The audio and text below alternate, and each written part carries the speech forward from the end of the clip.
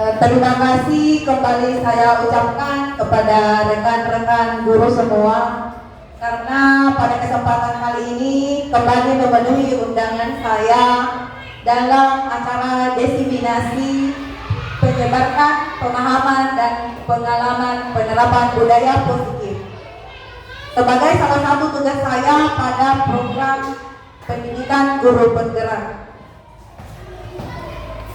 Tidak lupa untuk selalu mengucap syukur kepada Allah Subhanahu wa Ta'ala, karena pada hari ini kita bisa berkumpul lagi dengan keadaan sehat walafiat. Salam dan salawat selalu tercurah kepada junjungan kita Nabi besar Muhammad Sallallahu Alaihi Wasallam yang telah membawa kita dari alam yang gelap ke alam yang terang benderang. Jadi Bapak Ibu, pada kesempatan kali ini saya ini memaparkan tentang penyebaran dan pengalaman saya terkait dalam menerapkan budaya positif. Baik, langsung saja Bapak Ibu untuk meminimalisir waktu.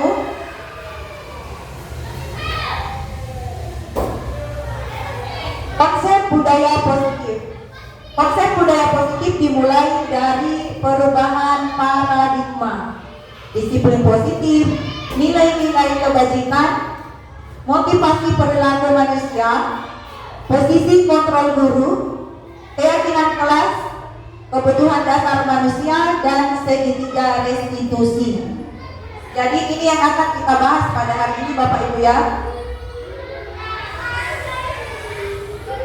Pembelajaran melalui paradigma baru.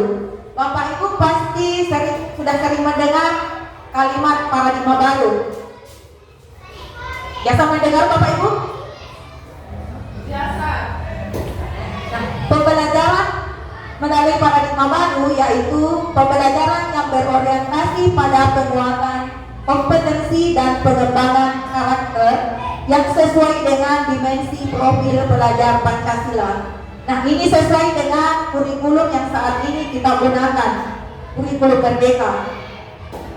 Mungkin sebagian rekan-rekan Bapak Ibu masih ada yang belum mengimplementasikan kurikulum Merdeka, tetapi semoga dasar-dasar ini menjadi acuan Bapak Ibu pada tahun ajaran baru ya. Selanjutnya, ada beberapa miskonsepsi tentang teori kontrol.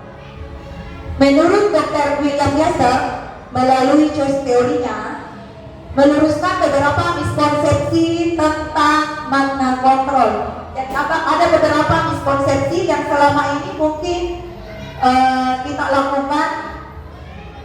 Jujur bagi saya mengalami hal tersebut. Saya mengalami miskonsepsi tersebut. Yang pertama, ilusi guru mengontrol murid. Menurut Bapak Ibu, apakah memang betul guru itu yang mengontrol murid? Ini menurut Bapak Ibu, coba kita bayangkan apakah selama ini memang kitalah yang bisa mengontrol murid? Ya, pada dasarnya yang bisa mengontrol diri kita ya diri kita sendiri. Sekuat apapun orang lain mempengaruhi kita, tetapi bisa jadi kita tidak kita tidak bisa mengikuti apa yang orang lain inginkan. Nah, baiklah Bapak Ibu, miskonsepsi yang kedua, ilusi bahwa kritik membuat orang merasa bersalah dapat menguatkan karakter. Bagaimana menurut Bapak Ibu? Apakah dengan kritik dapat menguatkan karakter seseorang menjadi lebih baik? Contoh, kita mengkritik siswa kita mungkin ketika dia salah dalam mengerjakan tugas. Biasakan kita mengkritik Bapak Ibu ya. Bagi saya, kita sebagai guru bukan manusia yang sempurna ya, tetapi kita harus belajar memperbaiki. Jadi dari miskonsepsi ini, menurut Bapak Ibu, apakah dengan mengkritik bisa menguatkan karakter murid? Ya.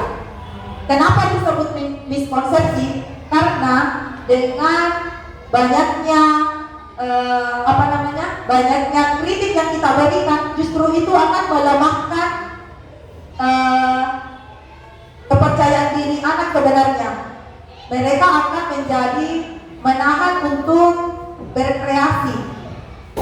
Yang ketiga, ilusi bahwa orang dewasa memiliki hak untuk memaksa. Ini juga terjadi miskonsepsi di sini ya. Jangan kita berpikir karena kita orang yang lebih dewasa, jadi kita bisa dengan mudah untuk memaksakan kehendak kita. Yang terakhir, ilusi bahwa semua penguatan positif, efektif, dan bermanfaat. Apakah ini Bapak Ibu Guru setuju? Ilusi bahwa semua penguatan positif, efektif, dan bermanfaat. Bagaimana menurut Bapak Ibu? Dari keempat miskonsepsi ini, apakah yang terakhir ini Bapak Ibu Guru setujui? Ilusi bahwa semua penguatan positif, efektif, dan bermanfaat. Nah, inilah yang akan kita bahas pada hari ini. Nah, merubah paradigma stimulus respon kepada pendekatan teori kontrol. Jadi ada ada tabel di atas dengan dua kolom. Stimulus respon di sebelah kiri dan teori kontrol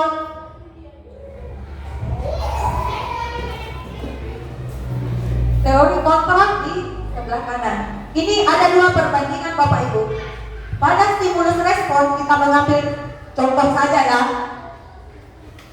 Realitasnya pada stimulus respon kita biasa berpikir kebutuhan kita sama, ya.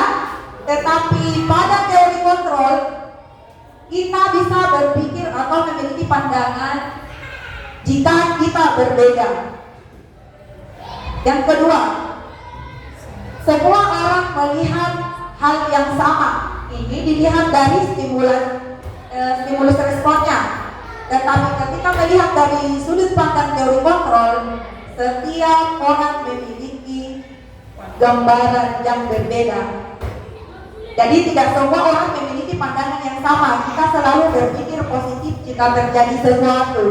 Jika orang lain melihat dari sisi kanan, mungkin kita bisa melihatnya dari sisi kiri atau sebaliknya. Konsep yang pertama yaitu disiplin positif. Disiplin positif Bapak Ibu Guru pasti sudah sering menerapkan di sekolah kita ya Bapak Ibu ya. Disiplin positif. Disiplin positif merupakan salah satu cara menumbuhkan kesadaran serta memberdayakan murid tanpa imbalan atau reward, ancaman maupun hukuman. Disiplin merupakan cara mempelajari bagaimana mengontrol diri dan bagaimana menguasai diri untuk memilih tindakan yang mengacu pada nilai-nilai yang kita hargai agar tercapai tujuan mulia yang diinginkan. Jadi pada disiplin positif itu tidak ada berupa reward, tidak ada berupa ancaman, tidak ada berupa hukuman. Sebagai pendidik, tujuan kita adalah menciptakan anak-anak yang memiliki disiplin diri sehingga bisa berperilaku dengan mengacu pada nilai-nilai kebajikan universal dan memiliki motivasi intrinsik bukan ekstrinsik. Jadi pada disiplin positif ini kita akan mengajarkan anak-anak bagaimana mereka menumbuhkan disiplinnya atas kemauannya sendiri, bukan atas pengaruh dari luar. Nilai-nilai kebajikan. Nilai-nilai kebajikan yaitu sifat-sifat positif manusia yang merupakan tujuan mulia yang ingin dicapai oleh setiap individu, terlepas dari suku bangsa, agama, bahasa maupun latar belakangnya. Nilai-nilai kebajikan ini sudah termasuk yang pertama, profil pelajar Pancasila. Tentunya Bapak Ibu sudah sangat lumrah dengan dimensi-dimensi profil pelajar Pancasila. Yang kedua, IBO Primary Years Program yang mengedepankan sikap murid tentang toleransi, rasa hormat, integritas, empati, dan lain-lain. Yang ketiga, nilai kebajikan dari 9 pilar karakter Indonesian Heritage Foundation yang mengedepankan tentang cinta Tuhan dan segala ciptaannya, hormat santun, suka menolong, kepemimpinan, dan lain-lain. Dan yang terakhir, petunjuk seumur hidup. Ini dibagi menjadi 2 kategori, keterampilan hidup berupa dapat dipercaya, lurus hati, pendengar yang aktif. Dan yang kedua, petunjuk hidup tentang bekerja sama, keberanian, dan lain-lainnya. Nah, inilah yang akan menjadi acuan kita menciptakan budaya positif melalui nilai-nilai kebajikannya.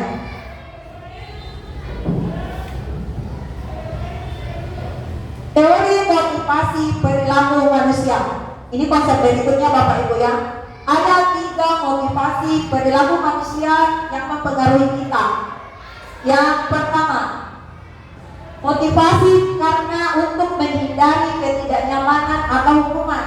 Jadi Bapak Ibu coba dibayangkan waktu Bapak Ibu sekolah mungkin, atau saat ini pasti ada yang biasa memotivasi kita. Apakah kita karena kita takut dihukum atau karena merasa tidak nyaman jadi kita melakukan sesuatu hal. Pernah Bapak Ibu? Pernah kan?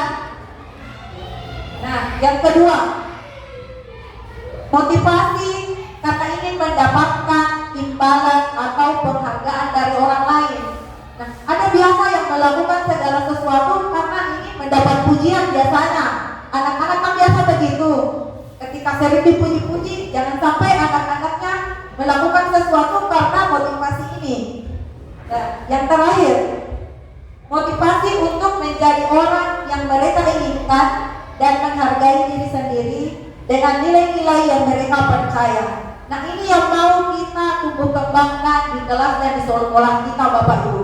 Bagaimana motivasi intrinsik ini bisa dibangun oleh anak-anak sendiri, bukan dari luar. Konsep berikutnya yaitu konsep disiplin dengan identitas gagal. Yang termasuk identitas gagal yaitu di sini ada 2, hukuman dan penghargaan. Kenapa disebut dengan identitas gagal? Bisa kita perhatikan Bapak Ibu. Dari hukuman ini biasanya menyakitkan, membuat kita merasa tidak nyaman, murid merasa takut, terkesan memaksa, menyebabkan rendah diri, murid bisa menyembunyikan masalahnya, dan memiliki jangka panjang. Biasanya kalau anak-anak dihukum itu mungkin ada yang sebagian memiliki rasa dendam, tetapi mereka tidak bisa meluapkannya atau menampakkannya, ya. Dan itu yang sangat kita hindari. Dari konsep disiplin dengan penghargaan. Penghargaan ini bisa dikatakan tidak efektif karena ada negatif positifnya. Penghargaan itu bisa merusak hubungan. Yang mana dimaksud merusak hubungan? Ada yang bisa memberikan contoh Bapak Ibu? Penghargaan yang bisa merusak hubungan? Ibu Hajar bisa?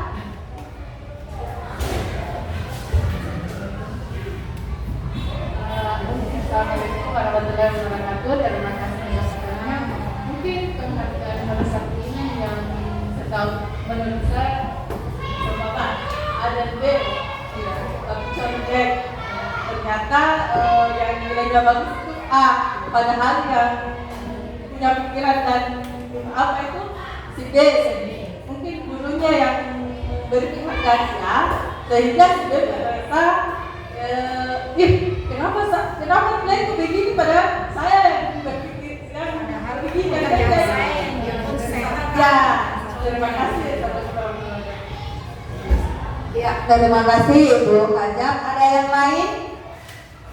Ya, Pak Awan. Ya, terima kasih. Ini saya anggap sejalan dengan penjelasan sebelumnya bahwa yang pertama yang ingin saya sampaikan bahwa yang sampai ada semacam kekeliruan kita juga memahami apa yang dijelaskan oleh Ibu Lastri, bahwa ini yang dibahas sekarang itu adalah konteks tentang pendisiplinan secara mandiri. Artinya tidak berhubungan dengan misalnya prestasi akademik yang sampai pada saat memberikan penghargaan prestasi akademik kita menjadi tidak mau memberikan, ya. Nah, ini yang di konteks yang masuk di ya. Jadi konteks pendisiplinan. Kenapa itu bisa penghargaan itu kadang bisa merusak, ya. Ketika penghargaan, misalnya ya, penghargaan yang diberikan oleh guru itu tidak secara komprehensif atau menyeluruh. Saya seperti yang disampaikan juga Bu Hajar tadi, jangan sampai ada hal-hal yang luput dari perhatian kita, dan itu yang menjadi fenomena di tengah-tengah diri kita, sehingga kita memuji, kadang kita memuji anak, memberikan macam penghargaan, tapi mengabaikan hal-hal lain yang mungkin juga dilakukan oleh temannya, ya, tapi belum sama, ya, tapi mengakibatkan kita memberikan penghargaan yang berbeda. Jadi termasuk kan bagian-bagian yang lain itu, ya memang benar bahwa yang sampai karena mengejar sesuatu anak-anak itu menjadi ini kelihatan disiplin di depan guru, tapi kalau di belakang lagi mereka tidak disiplin lagi. Saya kira demikian. Ya, terima kasih Pak Awan. Ya, penjelasan yang sangat luar biasa dari Ibu Hajar dan Pak Awan. Tentunya pasti kita sudah mempunyai gambaran Bapak Ibu. Kita sudah terbiasa mengajar di kelas, pasti sudah sering menemui hal-hal yang seperti ini. Mengapa tadi dikatakan penghargaan itu merusak hubungan? Ya memang betul. Jangan sampai seperti tadi contohnya Ibu Hajar, si A yang sudah berusaha tetapi kita sebagai guru tidak melihat secara seksama keadaan yang sebetulnya. Jadi kita memberikan penghargaan hanya kepada satu orang siswa. Penghargaan di sini sebenarnya bisa berupa hadiah yang dimaksud atau melalui kata-kata. Nah, ini yang sebenarnya terjadi miskonsepsi juga. Biasanya, jujur saya ya dulu biasanya ketika ada anak yang bisa mengerjakan sesuatu, otomatis kita langsung mengatakan iya bagus nak, pintar sekali. Tetapi dulu saya tidak memperhatikan kemungkinan ada di satu sisi siswa saya sebagian yang merasa rendah diri karena tidak mendapatkan pujian. Nah, seharusnya yang dilakukan adalah dengan tetap memberikan penguatan kepada siswa yang belum mampu seperti siswa-siswa yang lain yang mungkin secara akademik mereka lebih cepat, ya. Ini yang dimaksud di sini. Penghargaan berikutnya itu penghargaan mengurangi ketepatan. Nah, bisa jadi anak-anak sekedar karena ini penghargaan mereka cepat saja, ini cepat sukses istilahnya zaman sekarang. Penghargaan juga menurunkan kualitas seperti yang tadi sudah disebutkan Ibu Hajar, dan penghargaan mematikan kreativitas.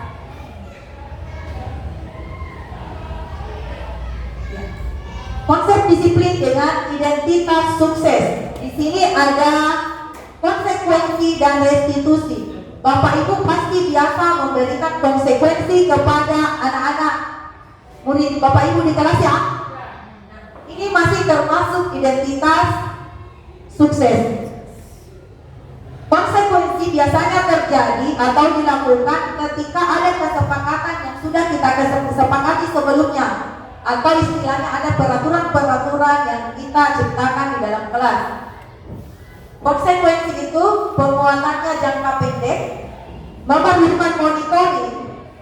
Jadi harus ada monitoring dari kita, stimulus respon.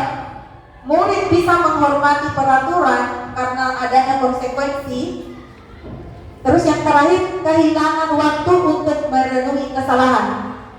Karena biasanya setelah melakukan kesalahan, kita tanya konsekuensinya tahu kan? Sesuai dengan aturan yang berlaku. Selanjutnya, kita akan mempelajari tentang konsep disiplin restitusi. Nah, restitusi di sini adalah proses menciptakan kondisi bagi murid untuk memperbaiki kesalahan mereka sehingga mereka bisa kembali pada kelompok mereka dengan karakter yang lebih kuat. Ciri-ciri restitusi. Yang pertama, bukan untuk menebus kesalahan, namun untuk belajar dari kesalahan. Restitusi itu memperbaiki hubungan, dan restitusi ini bukan paksaan Bapak Ibu yang seperti pada konsekuensi tadi. Restitusi itu menuntut untuk melihat ke dalam diri, mencari kebutuhan dasar yang mendasari tindakan. Restitusi itu adalah cara yang paling baik dan berfokus pada karakter, bukan tindakan. Restitusi ini fokus pada solusi dan mengembalikan murid yang berbuat salah pada kelompoknya. Istilahnya di sini, restitusi ini kita akan membimbing murid untuk menyadari kesalahan atau kekeliruan yang dilakukannya. Nanti kita akan bahas bagaimana caranya ya Bapak Ibu. Contoh kasus murid yang sering terlambat. Biasa Bapak Ibu menemukan muridnya yang terlambat? Biasa ya. Nah, jika dengan hukuman, biasanya guru akan menghukum murid apakah berdiri di depan kelas atau lari keliling lapangan. Kalau saya dulu waktu zaman sekolah saya dulu SMP, saya pernah disuruh lari keliling lapangan. Saya pernah mengalami. Tapi sepertinya mungkin sekarang tidak ya Bapak Ibu ya. Terus guru biasanya akan bersikap marah dan itu akan menyebabkan murid menjadi takut. Bisa Bapak Ibu guru bayangkan? Jika konsekuensi yang diberlakukan, guru akan memberikan konsekuensi pada murid untuk tidak mengikuti pelajaran yang berlangsung. Jujur, saya akan buka lagi di sini. Saya pernah melakukan hal seperti ini, murid saya terlambat. Saya biarkan dia berdiri di depan, otomatis dia tidak mengikuti pelajaran seperti biasa. Meskipun dia sudah terlambat, saya masih suruh saja berdiri, sehingga itu akan menyebabkan lebih ketertinggalan lagi. Guru tegas dan murid harus mengikuti aturan yang telah ada. Jika restitusi yang diberlakukan Bapak Ibu, guru akan menanyakan keyakinan kelasnya. Sebentar ada pembahasan tersendiri kenapa ada ditanyakan keyakinan kelas, dan guru akan membantu mencari solusi atas masalah yang dihadapi. Guru juga akan melakukan komunikasi yang terbuka sehingga murid akan menghargai dirinya sendiri dan orang lain. Terima kasih.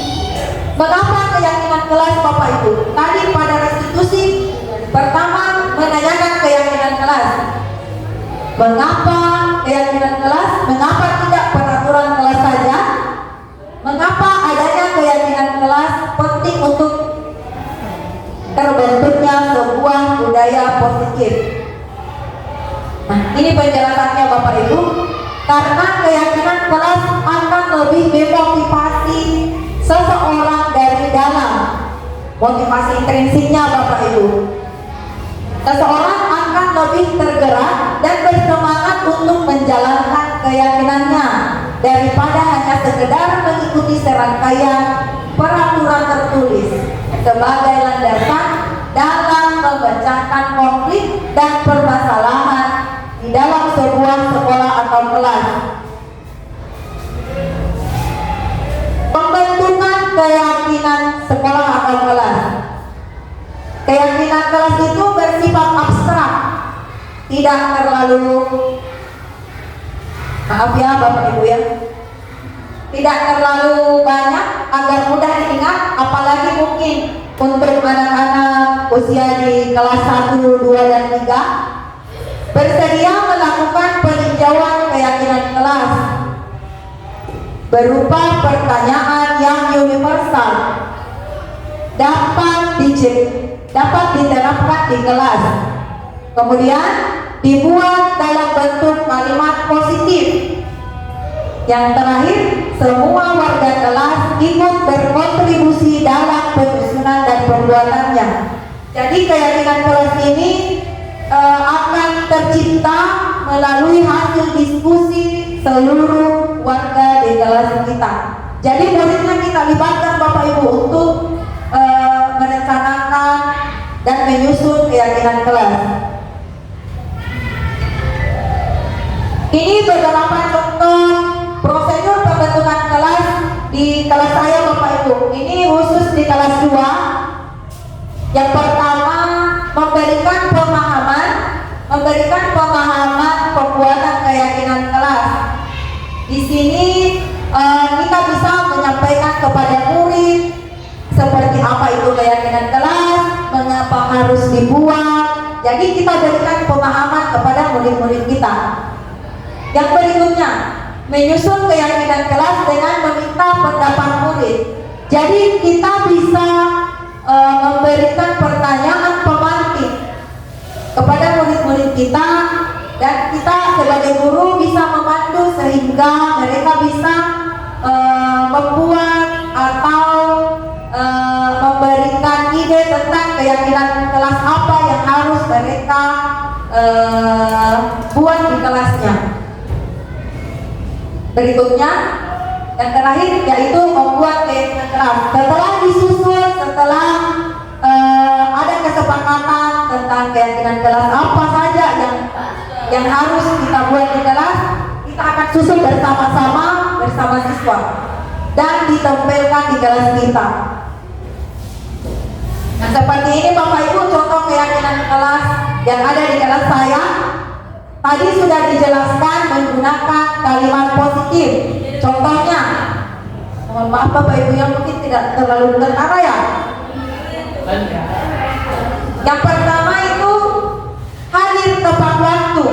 Mungkin dulu kita kalau peraturan kelas kita mengatakan tidak boleh terlambat, biasanya kan. Nah, di keyakinan kelas ini kita merubahnya menjadi kalimat positif, yaitu hadir tepat waktu.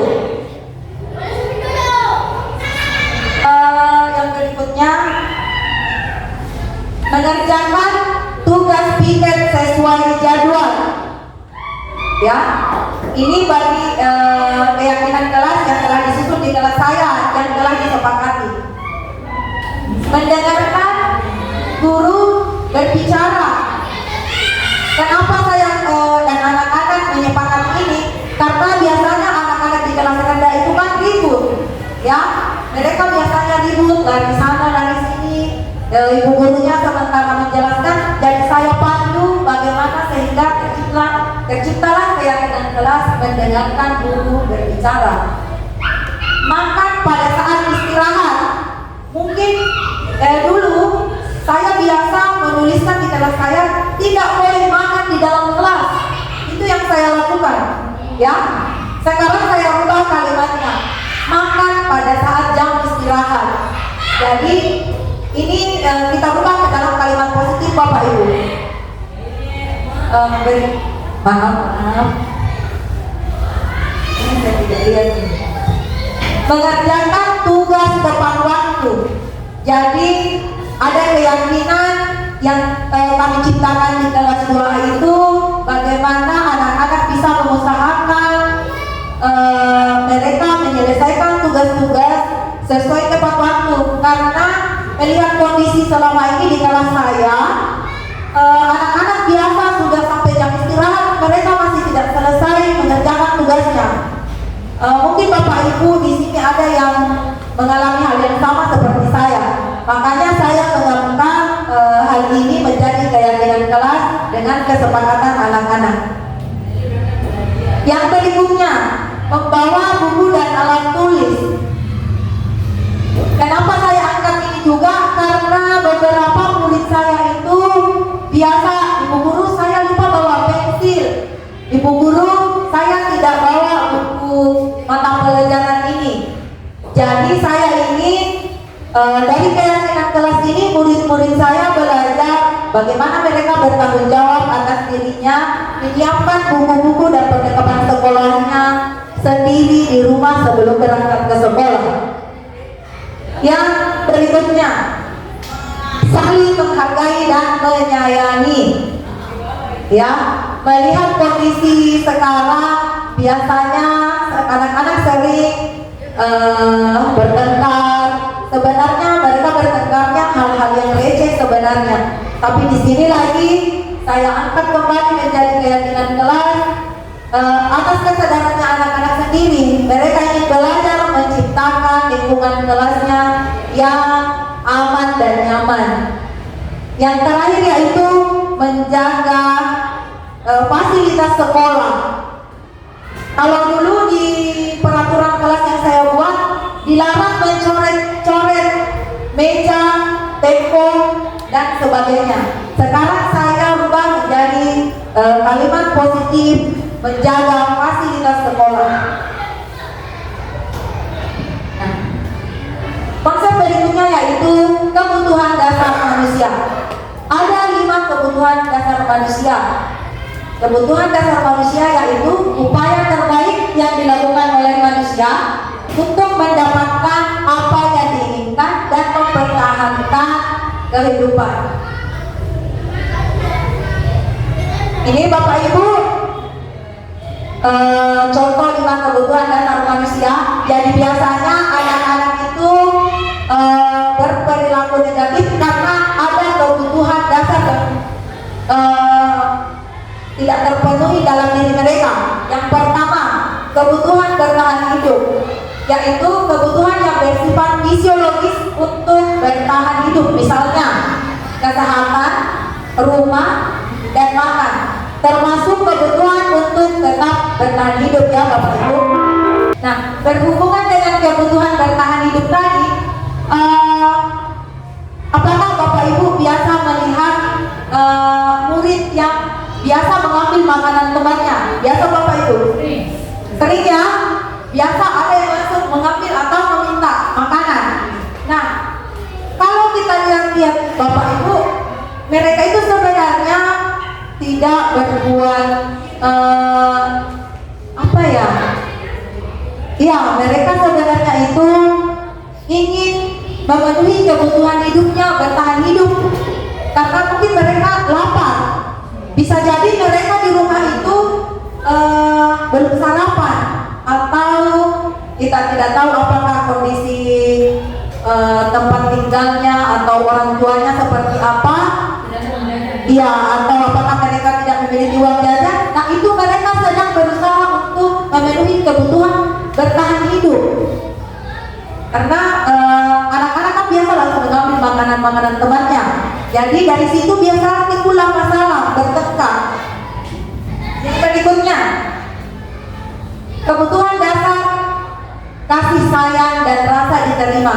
Biasa anak-anak itu ini secara psikologis ya, kebutuhan untuk disayangi dan diterima meliputi kebutuhan akan hubungan dan koneksi sosial, kebutuhan untuk memberi dan menerima kasih sayang, dan kebutuhan untuk merasa menjadi bagian dari suatu kelompok.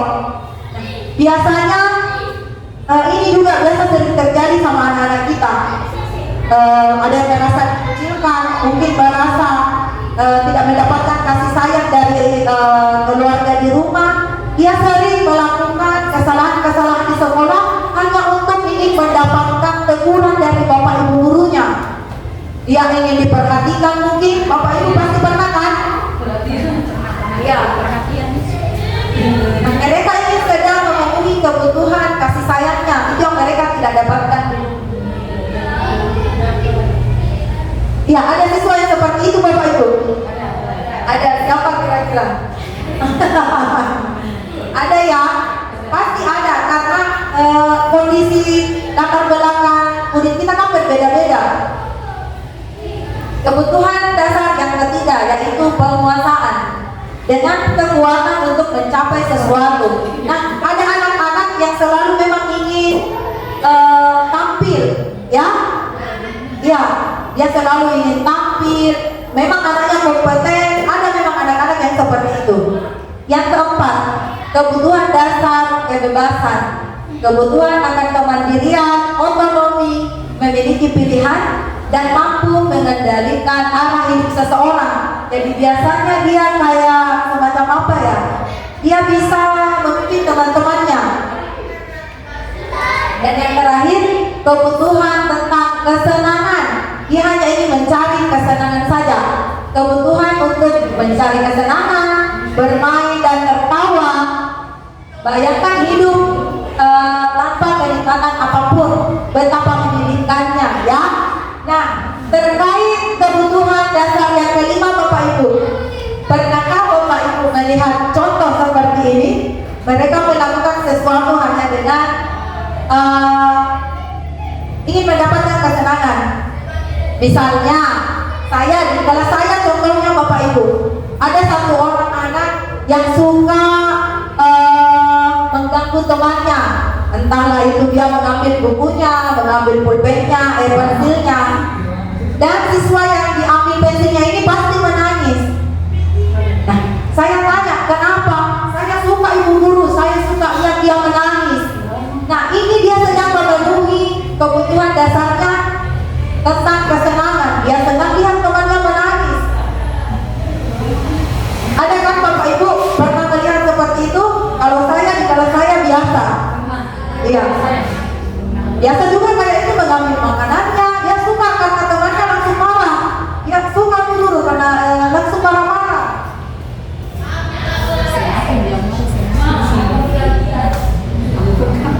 Nah, yang berikutnya, restitusi, 5 posisi kontrol. Jadi dari 5 kebutuhan dasar itu kita akan melihat 5 posisi kontrol sebagai guru. Ya, yang pertama, posisi kontrol sebagai pendukung. Kedua, pembuat merasa bersalah. Ketiga, posisi kontrol sebagai teman. Yang keempat, sebagai pemantau. Dan yang kelima, sebagai manajer.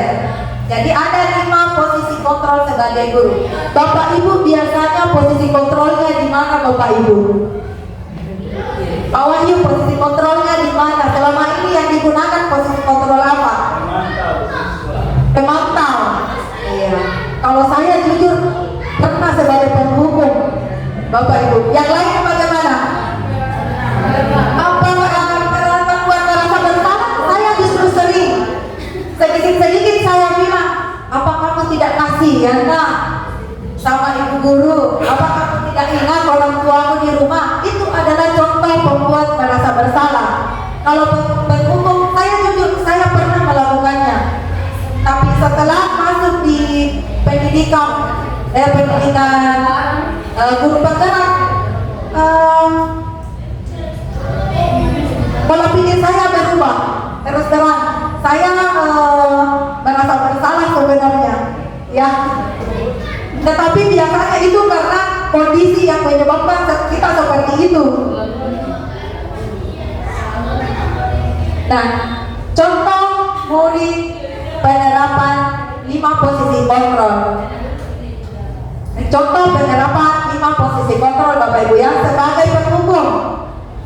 Kenapa saya tahu? Karena saya pernah melakukannya. Biasanya saya akan mengatakan kepada murid, ayo berdiri di depan sekolah, atau ayo berdiri di depan kelas. Kita punya aturan di sini. Biasanya kan kita bersikap seperti itu. Untuk membuat merasa bersalah, ibu guru kecewa. Sudah beberapa kali ibu guru harus memberitahu kamu. Biasa kan Bapak Ibu, kalau sudah mulai didekati anaknya, biasanya kan kita biasa berucap seperti ini. Ini bisa diucapkan di sekolah maupun di rumah Bapak Ibu.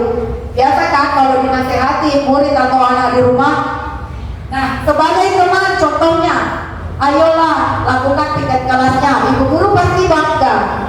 Itu kita memposisikan diri sebagai teman. Nah, sebagai pemantau,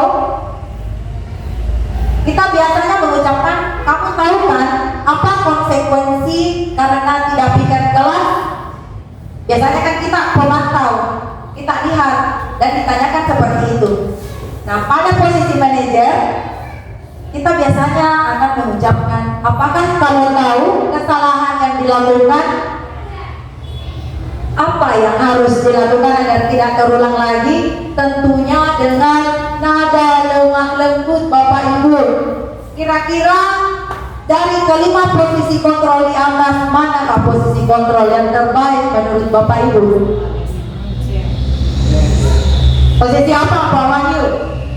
Posisi sebagai manajer. Jadi pertama kali saya mendapatkan pelajaran seperti ini, ilmu seperti ini, nanti saya masuk di guru penggerak Bapak Ibu. Ya, saya pertamanya mengatakan bisa tidak ya saya menjadi guru seperti yang memposisikan diri sebagai manajer dengan kondisi siswa saya yang luar biasa unik bagi saya ya. Tetapi setelah diterapkan, memang tidak mudah, tetapi pelan-pelan diterapkan kita akan terbiasa. Nah, dari 5 posisi kontrol itu kita akan masuk pada segitiga restitusi dalam menyelesaikan masalah. Terdapat 3 hal yang harus diperhatikan pada segitiga restitusi itu. Ada 3 tahapannya, yaitu menstabilkan identitas. Kita semua akan melakukan hal-hal terbaik yang kita lakukan. Di situ kita akan bisa menstabilkan identitasnya siswa. Kedua, memvalidasi tindakan yang salah.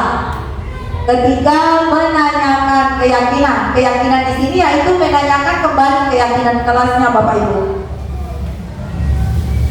Nah, ini ada contoh. Silakan Bapak Ibu dilihat dulu video singkat saya bagaimana penerapan segitiga restitusi pada murid saya di kelas 2.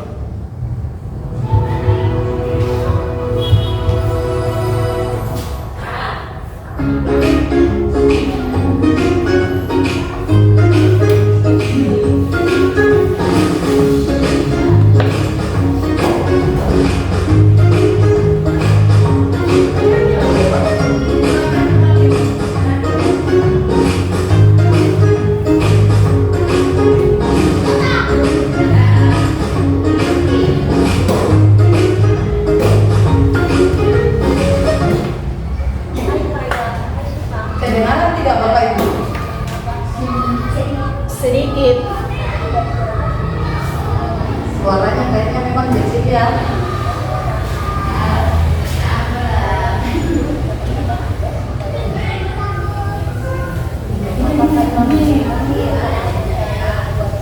Tunggu, mohon maaf Bapak Ibu ya.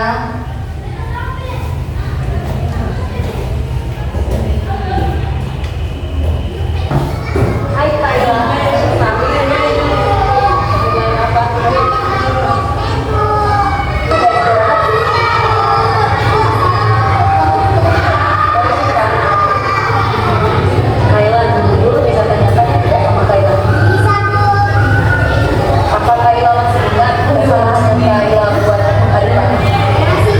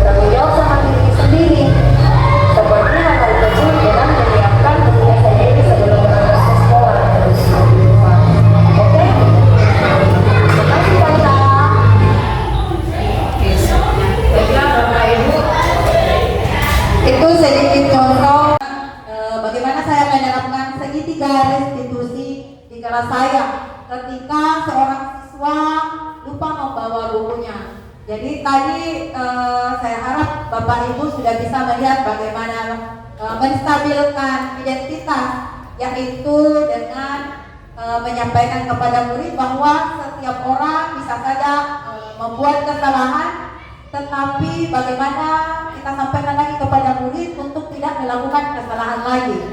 Nah, pada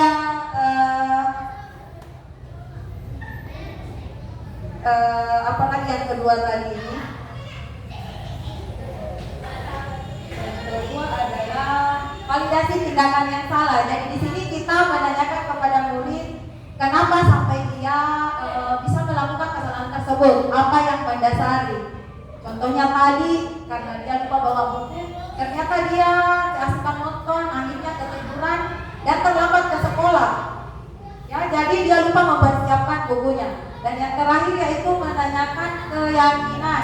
Kita ingatkan kembali apa saja keyakinan yang ada di kelas kita, sehingga mereka bisa menyadari, oh ternyata saya melanggar keyakinan yang sudah ada di dalam kelas, sehingga mereka bisa memperbaikinya. Jadi pada segitiga restitusi ini kita mengajarkan anak untuk menyadari kesalahan, mencari solusinya, dan bagaimana mereka sehingga tidak melakukan kesalahan lagi.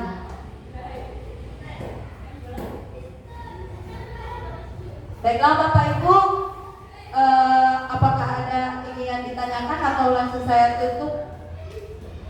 Apakah ada pertanyaan Bapak? Iya Bu Maryam, silakan. Assalamualaikum warahmatullahi wabarakatuh.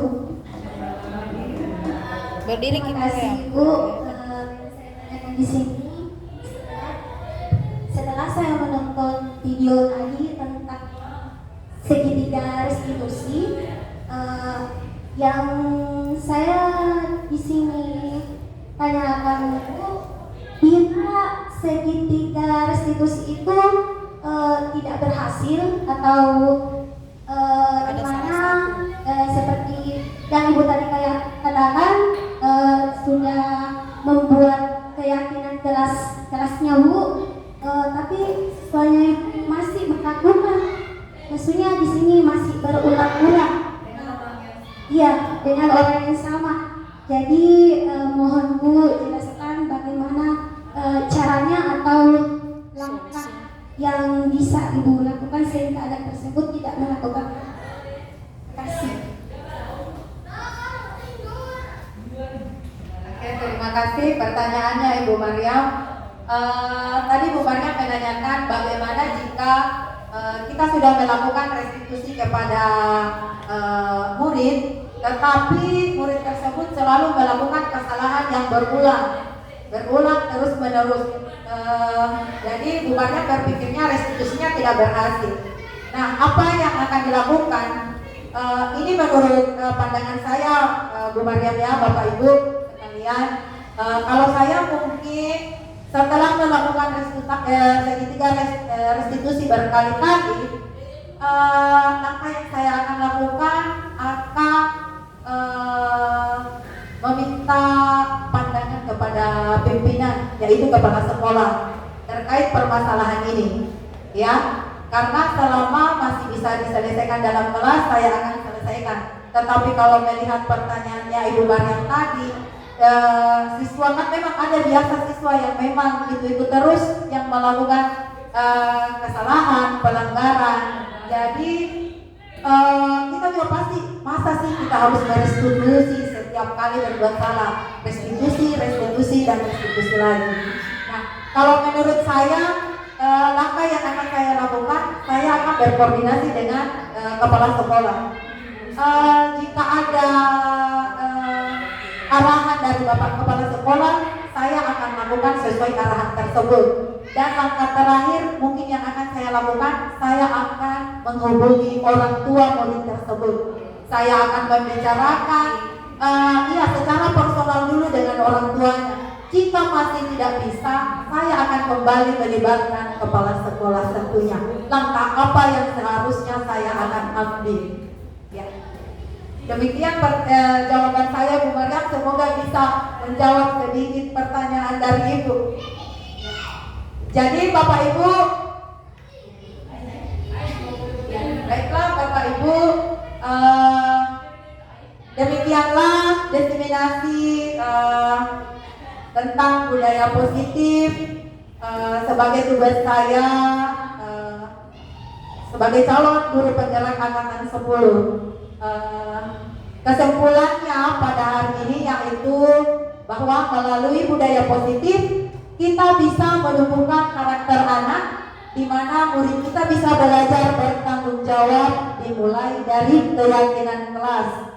Diharapkan budaya positif di sekolah dapat terwujud dengan kolaborasi yang kuat antar warga sekolah, sehingga akan tercipta pendidikan yang berkualitas sesuai dengan paradigma baru, sesuai profil pelajar Pancasila. Jadi budaya positif ini Bapak Ibu akan terwujud dengan baik dengan bagaimana cara kita berkolaborasi dalam menerapkan budaya positif di kelas masing-masing Bapak Ibu. Jadi kita harus menjadi tim sebagai tim yang solid Bapak Ibu ya untuk mewujudkan hal tersebut. Demikianlah pemaparan saya pada hari ini. Saya ucapkan kembali terima kasih yang luar biasa kepada Bapak Ibu yang meluangkan waktunya mengikuti kegiatan saya hari ini. Baiklah, saya akhiri Bapak Ibu dengan ucapan wabillahi taufik wal hidayah. Wassalamualaikum warahmatullahi wabarakatuh. Waalaikumsalam warahmatullahi wabarakatuh.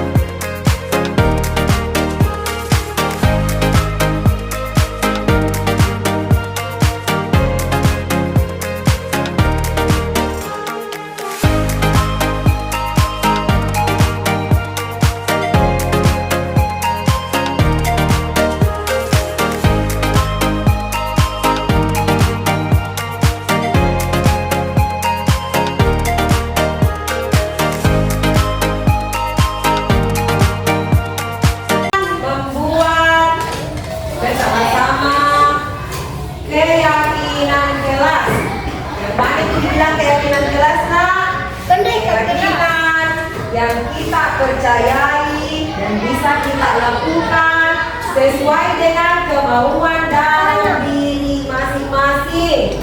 Jadi meski tanpa disuruh ibu guru, anak-anakku bisa menjalankan, bisa melakukan keyakinan itu atas kesadaran dirinya.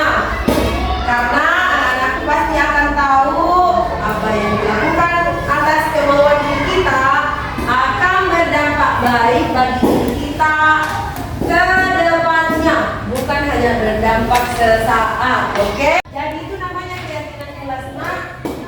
Ada kata-kata atau kalimat yang akan kita buat sebentar. Apa yang kita yakini kita bisa lakukan. Kalau di kesepakatan kelas yang dulu ada yang biasa dikatakan jangan ribut di dalam kelas. Jika keyakinan kelas sekarang tidak menggunakan lagi kata jangan, ya, tetapi menggunakan kalimat-kalimat atau kata-kata yang lebih positif, tidak menggunakan kata jangan. Contohnya, membawa buku pelajaran setiap hari sesuai jadwal. Kita tidak bilang lagi jangan lupa membawa buku, tetapi keyakinan kelas kita adalah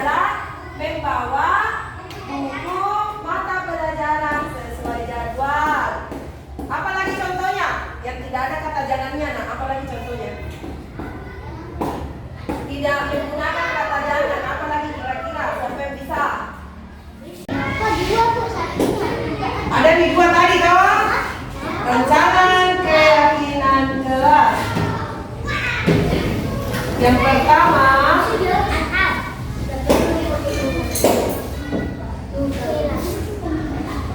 kita ambil bagian pertama. Datang ke sekolah.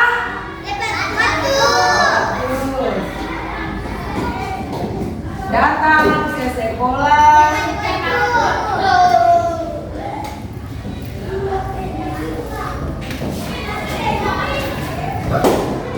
Tepat waktu. Jadi tidak menggunakan lagi kata-kata jangan terlambat, tetapi kata-katanya dikasih indah. Nah, datang ke sekolah tepat waktu. Itu yang akan kita yakini. Saya